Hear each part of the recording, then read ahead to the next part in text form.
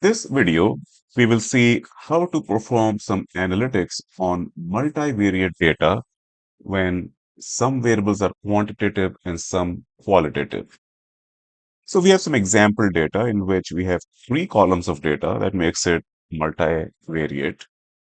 One column is quantitative and two are qualitative. So our quantitative column is order amount and our two qualitative columns are state and category. So when we have multivariate data with some quantitative and some qualitative variables, what we do is we slice and dice the quantitative data on qualitative variables. So we want to see how the order amount is split between the various states, or how is it split between the various categories, or how is it split between states and within each state categories, or how is it split between categories and within each category, how is it split between states. So there's lots of different combinations on how we can slice and dice data. We can see the total order amount by state, total order amount by category. We can look at average order amount by state, average order amount by category, and so on. So lots of ways to do some slicing and dicing. In this video, we will learn how to do all the slicing and dicing in Excel using Excel pivot tables and pivot charts. So let's select our data and then click on Insert, and we will insert pivot chart and pivot chart and pivot table here. So it has selected the range of interest, and let's create the pivot tables and pivot charts in existing worksheet, let's say over here. So it has created spaces, one space for table and one for the chart. Okay. So we have one quantitative variable, order amount. When we select that one, it takes its place in the value quadrant. And we are seeing total sales, 13,850. Total sales 13,850. It has not yet been sliced. If you want to slice it by state, we click on state and there you go. It's been sliced by state. If instead of state, we want to slice it by category, undo state, put category. It's been sliced by category. Back to state. If we want to slice it by state, and then within each state by category, select both state and category. And suddenly we have a row for each possible combination of state and category. So in this example, we put both state and category as rows. Why? Because by default, both state and category went in the axis quadrant. So both of them are in the axis. Now, if we wanted state on axis, x-axis, and category as legend, then basically category will appear in the table in columns. So if we just slide category from here to here,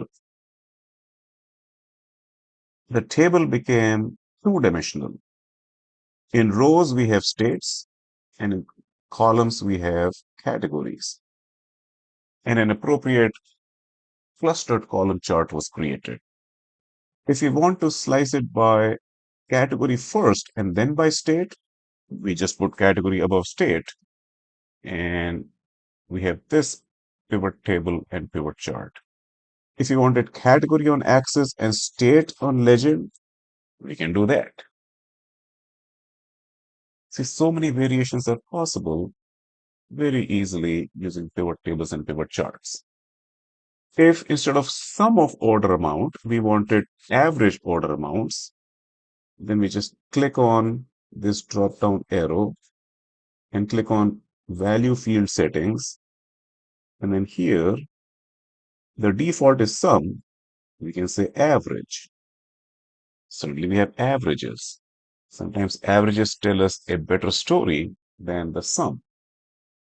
And having selected average here, all the different combinations that we did by putting state on axis, category on legend, or vice versa, or both on axis, we can do all of those variations having selected average order amount.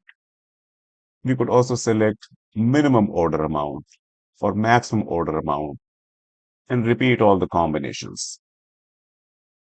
So minimum order amount. And again, do all the combinations that we did earlier. Or max order amount and repeat all the combinations. Or count of orders. So we're saying count of order amounts, but it's really count of orders in that case. So count. So you see the y-axis, we just have few numbers as opposed to dollar values. And of course, we can add a chart title and the axis labels appropriately. Okay. So the important thing to learn is that there's these four quadrants. In the bottom right quadrant, we put the quantitative variable. And then in the bottom left quadrant, you put a variable that you want to appear on the x-axis. If you want more than one variable to appear on the x-axis, you can put more variables in this quadrant. The variable that appears on the y-axis goes here in the legend quadrant.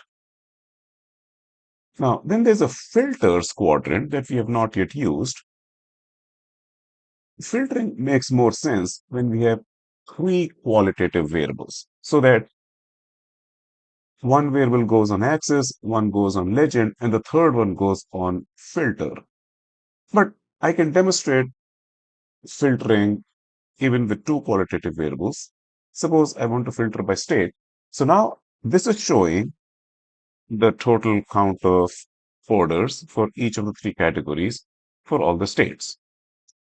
Now, if I only want to see Florida, so we can say state Florida. Now, this is only the Florida orders. What happened was that the y-axis numbers reduced. If I say back to all, see the y-axis numbers increased because now it's showing the number of orders on all the states.